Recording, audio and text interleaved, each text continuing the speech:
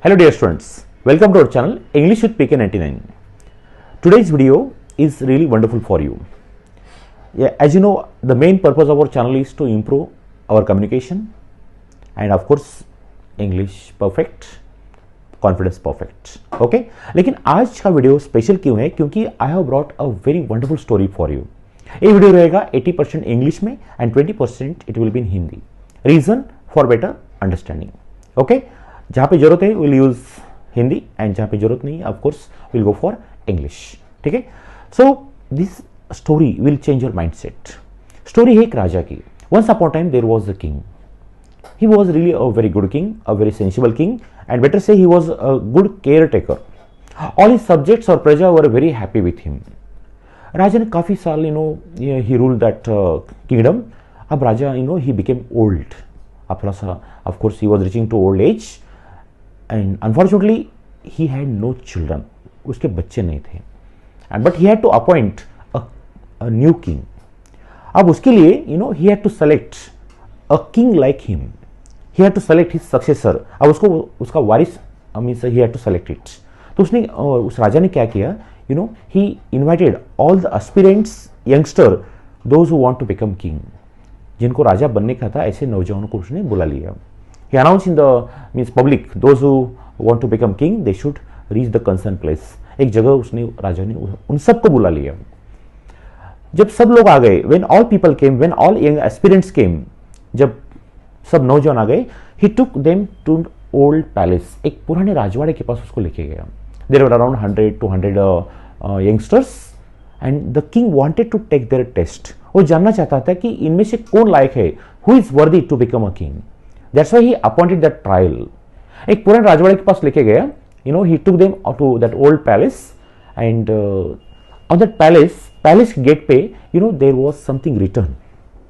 कुछ तो लिखा वाला था. So the king told them, इस दरवाजे पे एक पजल है और जो ये पजल सॉल्व करेगा the door will be automatically open and that person will be the next king. यहाँ पे पजल है, एक जो भी पहेली है, जो सॉल्व करेगा दरवाजा ऑटोमेटिक ओपन हो जाएगा and the person will be selected as a king. अब one by one all the people, all the youngsters were reading that puzzle, लेकिन वो सॉल्व नहीं कर पा रहे थे. दरवाजा बंद था एंड दरवाजे पे पजल था. कंडीशन क्या थी? पजल सॉल्व करना एंड दरवाजा means the door will be automatically open. So all one by one they were coming, they were reading the puzzle but they couldn't solve it. The king was very upset because he wanted to select at least one.